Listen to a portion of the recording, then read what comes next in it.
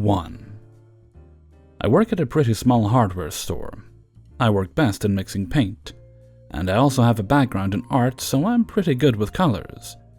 I usually love helping customers with picking a color because most of the time my customers respect my input and come back happy with the result. Last week I had the opposite. This is how the conversation went. "Can you make me a gold color like this?" She holds up a can of Rust-Oleum metallic paint, which is very shiny and not flat at all. "I'm sorry, miss, but we only do flat colors. We're just unable to mix any metallics in the wall paints." "I didn't say I wanted metallic, I just wanted gold color." I'm taken aback. "Well, you can look at our color samples and see what's closest to that gold." "I want you to help me find a color because it's your job." At this point, I'm just wanting to get the color made and put her to the register. So I start looking at colors and suggesting some for her, she shoots everyone down. "I think this is the closest I can find to the can you showed me." "I don't want what the can is. I want gold." "Okay, so you want something a bit more on the warm yellowish side?" "I've already said I want gold 1,000,000 times." "Can you show me roughly what you mean when you say you want gold?" She picks out literally a very yellow shade and flicks it at me. "Is this the color you want then?" "Yes, it's the closest thing you have to gold." "It really isn't, but art is subjective, so whatever." I make her the sample as she watches me closely. She sees me put in literally the exact name and sample she handed me. I put a dot of paint on top of the can and handed it to her. "Anything else I can help you with?" She inspects the top of the can for 10 seconds. "That is not gold." "Ma'am, you chose that color yourself." "Yes, but this is not gold." "But the paint is going to look exactly the same as the sample you provided." "I don't care that it is the same, it's the wrong color." "Well, you're the one who picked it, so it's not my fault if you don't think you picked the right color. I will make you another one if you can find the sample you're sure you want." Then she hands me a slightly darker sample. "Are you sure this is the color you want? The paint is going to be exactly the same color and sheen of this sample." Yes, I'm sure. Just make my paint so I can get out of here already." Same process, sample is done. She inspects it again. "This isn't the right color." "Ma'am, I asked you if this is the color you wanted. You said yes, twice. I told you the color will look exactly like in the sample. What on earth could possibly be wrong with this sample?" "It's not the same as the sample, it's too yellow." I open the can, dot the sample paper with the paint, and dry it. Right in front of her, it blends perfectly as it should. She is silent. I'm not wasting any more paint or time. Either take the paint or leave. She grumbles and pays for the paint up front. This entire battle was over a $5 pint of paint. Gold! 2. Even as a police officer, I cannot recall in my 7 years as a sworn officer coming across some of the people that are as dense as some of the people I find in these stories. Well, today disabuse me of that notion. Also, this will not be word for word, but to the best of my memory. Background. I am a USMC vet and a police officer. Also, I am currently on admin duty because I tore my quad when I failed to properly jump a fence during a foot chase. So I am walking with a cane currently. The event. I had just gotten off my duty shift and decided that since the weather is going to be nice over my weekend, I am going to get a couple steaks, some corn, and just stuff for a cookout with a couple of my buddies. I am looking at the steaks, comparing cuts before I put one back. When I hear it, the mating call of the wild Karen, that is a sound I am familiar with. But you can't possibly think that I work here. I am in a plain, logoless white polo shirt, tucked into my uniform pants, midnight blue cargo pants, and my black boots. The workers here wear black button-up shirts, khaki pants, and a green apron with the store name on it. Managers tend to wear black pants but still have the apron, but with manager on the name tag. Sure enough, it was for me. Since I had ignored her, I earned an even more stern throat clearing directed toward me than a shrill, "Excuse me." I'm an asshole, but I also think I'm hilarious. This is a horrible combination when facing a Karen. It is because of this disastrous mix of character traits that I call back to her without a look. "Absolutely, you are excused. The bathroom is that way," with a gesture towards the sign for the restrooms before adding, "and I'm sure they have something in the pharmacy if you need more than that." "That is no way to speak to a customer. You didn't even ask what I needed now." "Look, I don't care. I'm not an employee here. I have no duty to help you. I do not look anything like a staff member here. If there is nothing else, I will be returning to my shopping." Yes, I know I was rude. I'm not going to make excuses for it. I have very little patience for these entitled morons. "I want your manager. I'm going to." So I respond in full NCO Marine mode. "Shut your mouth. I'm a customer. I don't work here. Stop harassing me." The problem with going full devil dog when in public is the general public is not accustomed to the volume level a good yell from the diaphragm can produce. Also, the tone of voice is very hostile.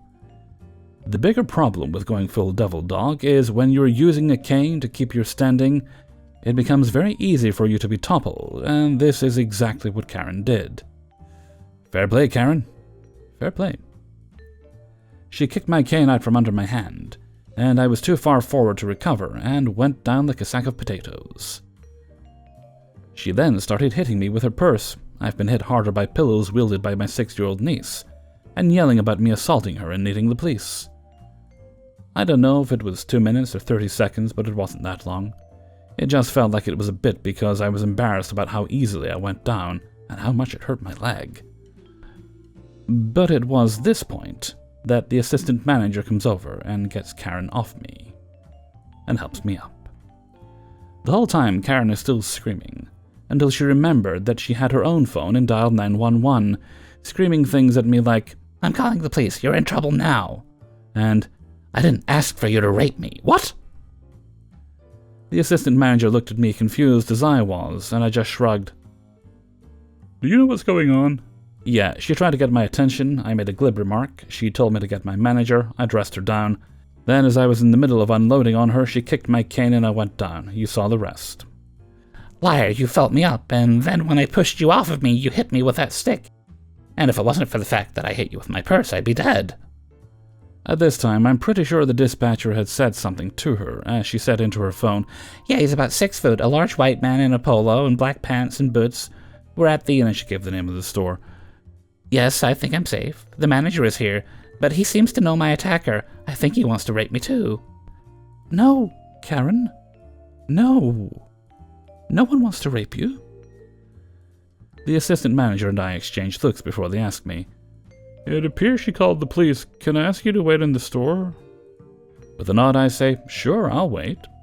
It was only a couple of minutes before my buddy cop comes walking up. "Hey, what's happening here? We got a call about a sexual assault?" The fact that I was addressed before Karen sent her into orbit. I could see Buddy Cop's eyes just glaze over, and since I had trained her when she joined the force, I knew this meant she had already tuned the irate Karen out. I just looked at BC and said, "Take your statement. This is a manager on duty, then review the security footage." Karen starts with the, "We don't need the security footage. This man sexually assaulted me. Arrest him." And she also threw this gem out. "You're a woman, and you know him. You must know what type of a man he is. You can be honest that he probably has assaulted you too." BC looked over to the manager and said, "I think it would help more if I were to see that footage first." It was at this point that BC's partner tells the Karen that we both, Karen and I, are supposed to stay with him, while BC goes with the manager. Apparently, not only did the security camera catch everything in 1080p, but it also had audio. BC returned about 5 minutes later, looked at her partner, then pointed to Karen. "Arrest her for assault and making a false report." BC then got into Karen's face and said, "I have been raped in the past. It is people like you that make false claims that make it so hard for us actual victims to get the help we need." And that really was the end of it. The assistant manager helped me get the rest of my things for the grill out, and I got a nice 25% off coupon. 3. Way back in the 20th century, an early grown-up job of mine was working on an overnight crew at a then popular large corporate toy store. I was a seasonal worker, just there for a few months around the holidays. A loop track of music and ads played on the PA system 24/7. Terrifyingly, the loop was only an hour or two long.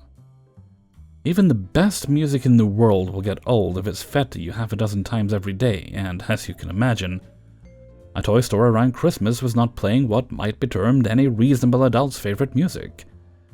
Any one of the bland, chintzy songs or ads that loop contained still gives me a bit of stress if I hear them today, many years later. There were no customers in the store for that shift, and there was no reason to have the loop still running. But there was no apparent way to shut it off. The whole crew quickly grew to hate it and complained, but the night manager couldn't do anything about it. It was beamed in over a direct remote link of some sort from corporate. It should be noted, this was long before smartphones and Bluetooth. We didn't have our own portable multi-hour music libraries with noise-cancelling headphones available to us. After a few weeks, the same handful of songs and ads being shoved down my ears all workday, I realized that when the manager used the store's PA system to announce a lunch break or end of shift, the announcement temporarily cut the hated music off, as the PA overrode the loop on the overhead speakers. This led me to the bright idea to tune in a small portable radio I had found behind the customer service counter to a local music station, dial up a PA announcement on the nearby store phone, and set the handset down on the counter by the radio speaker so the radio station could be heard throughout the store instead of the corporate loop. I took it upon myself to just set that up and slip away once or twice before I was busted as the culprit by the night manager. He told me sternly that under no circumstances was I allowed to do that, and thanked me profusely for the idea. He set up the radio every night for the rest of the season, and there was much rejoicing. 4. Ages ago, I worked as a counter girl at a pizza restaurant. We had lunch specials during the week only. One afternoon, the owner came by to post a huge banner across the front window stating, in huge font, something to the effect of, "Lunch specials from 11 a.m. until 2 p.m., with something at the bottom in a much smaller font about the weekend exception. Most people did not notice the text at the bottom of the banner. If you'd ever seen the sign, you'd totally understand why. People often came in on weekends wanting the lunch specials, and most people would just say, "Oh, okay," when I'd explained that we only ran the lunch specials on weekdays. When the owner was hanging the banner, as delicately as possible, I suggested that perhaps it was not such a great idea that the weekends excluded clause was at the bottom of the banner, in much smaller font than the rest of the banner.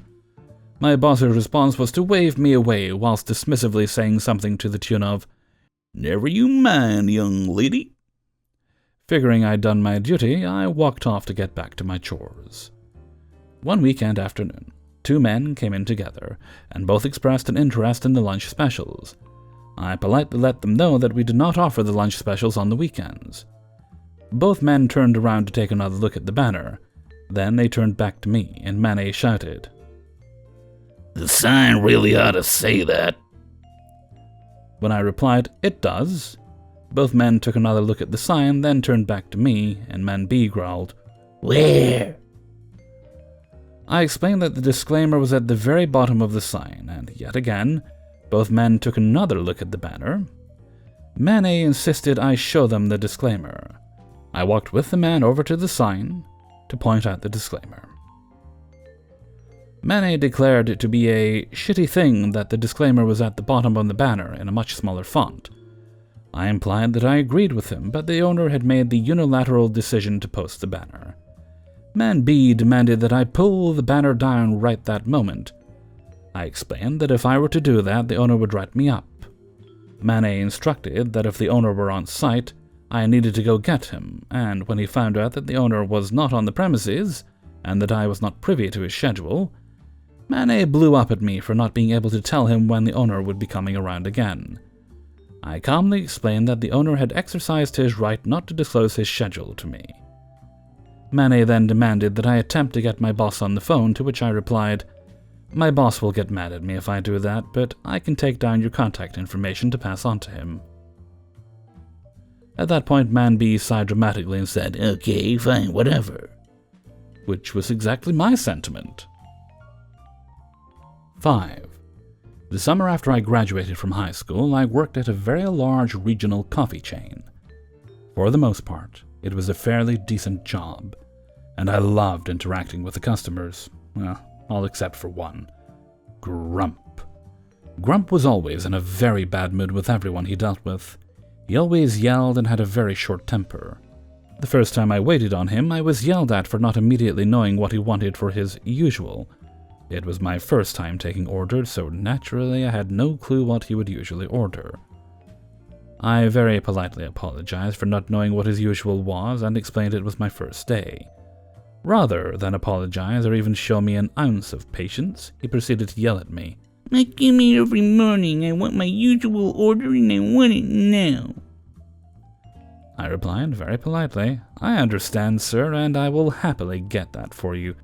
I just need to know." "I want my usual. If you don't know my order, go get your manager to get it ready for me." My manager must have heard the man yelling or reacted to hearing the word manager and came out front. "Sorry for the confusion, Mr. Grump," he said, "but this gentleman is training and this is his first day out front. I'll get your order ready for you, but you need to tell him what it is so he can learn for future reference and ring it up for you." I simply stood by, remaining patient and calm. Fine. I want an extra large coffee with extra cream and 1 sugar. He growled that last part with far more hatred in his voice than the situation called for. I had never made the order and hadn't made an error before. "Understood, sir," I replied as I rang up his order. I even gave him his senior citizen discount, which he did not ask for. I gave him his total, and he gruffly replied, "At least you knew to do that." My manager gave Grump his coffee, and he left without a thank you. When he was at the door, I looked at my manager and said, "He seems like fun." My manager chuckled and replied, "You'll get used to it." After that, the morning routine was him barking at me that he wanted his usual. And I made it for him the right way, every time. And every time, he would grab the drink out of my hands and shuffle off without saying anything else. After that summer was over, my parents hired me to work in their cigar store, and I gave my 2 weeks' notice and parted on good terms with the staff and my manager. I will say, one aspect of that job at that coffee shop was that we were allowed to make coffees for ourselves for free, and we got donuts and pastries at a very good discount. And making those coffees allowed me to play with the different flavors. I was able to come up with some rather fun combos, and I even came up with a way to make a coffee that tasted like a slice of blueberry pie. The recipe? Order an extra large coffee with regular sugar, or 4 packets of sugar substitute, 1 pump of French vanilla, 3 pumps of blueberry, 1 pump of cinnamon, and a pump of caramel syrup with an extra portion of cream. Hey everybody, Hellfreezer here, and thank you very much for listening to Adventures in Fast Food and Retail, episode 131. And thank you very much to everybody who allowed me to use and sent in stories for use in this video. If you enjoyed the video, then it would be totally awesome and groovy if you hit the like button, left a comment, and subscribed if you haven't done so already. And before I go on, I'd also like to give a little shout out to... oh yes, the author of story number 123. That is Rob Vincent, and I'll include a link to Rob's YouTube channel as well in there if you'd like to click along and take a little look-see. Right, a couple of birthday shout-outs today. One's a little bit late, although I don't think I'm to blame for that one. No, it was marked belated, and that's fine. Okay.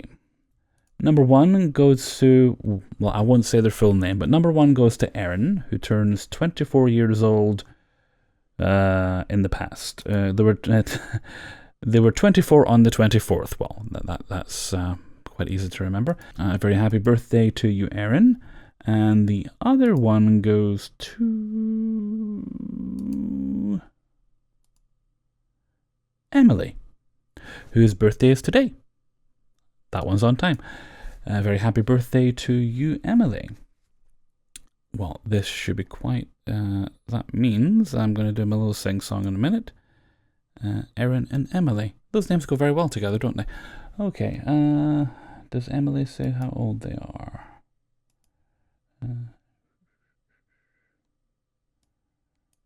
Here it is. No, I'm going to assume triple digits. Anyway, so happy birthday to you, Emily, and happy birthday to you. Happy birthday to you. Happy birthday, dear Erin, dear Emily. Happy birthday to you. Alrighty, lovely. Where are we? Oh, yes, I suppose I should make an announcement for the people who don't follow me on Twitter and Instagram, and why not? Not getting all that Hellfreezer goodness, you know. Anyway, I slapped my face up on Twitter and Instagram for those who want to see it. There it is. Picture's a couple of years old, but it looks pretty much the same. I will post a fresher one when I'm done with my psoriasis treatments. And that was the first step in me moving toward getting a camera and doing, not for every video because it's a lot more work overall, but video on streams. And in some videos, probably weekend ones to start with, would be a good place to do it. We'll have me in the corner, or ultimately my goal is to get a green screen and put myself into the images. And other things as well. I've got a list of equipment that I'm working my way towards saving up pennies for. I've picked out a camera. I was able to do that surprisingly quicker than I wanted, although I had done research previously, and that kind of helped me narrow down what I wanted, what I didn't want. So that's currently the goal for Hellfreezer. It's my second priority. First priority is getting a new bed, but first priority for the channel is camera. So it's a Canon? Yes, it's a Canon. It's a knockoff Canon. No, it's a Canon M200. And it does pretty much everything I need to do. So it should be pretty good for video, pictures, and streams. Okay, excellent. And with that, I'm going to head off for now. So until next time, thank you very much for listening, and take very good care of yourselves.